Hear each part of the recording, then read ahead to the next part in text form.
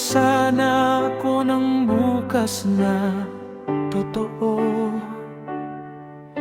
Hindi para sa sarili ang hiling ng puso ko, kundi para sa pamilya na mahal ko.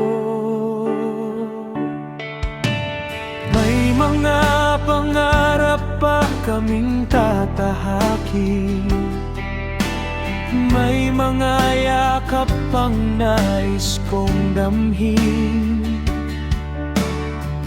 Huwag mo pa sanang putulin ang landas, habang may lakas pa akong magmahal ng tapat.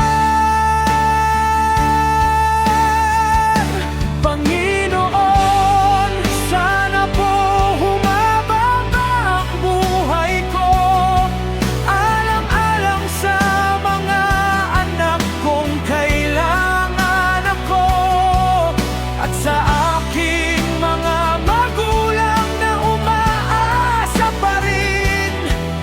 Nais kong maipadama ang pag-aarugang daos sa damdamin. Kung kalooban mo, bigyan mo pa ako ng panahon upang maipakita ang pagmamahal sa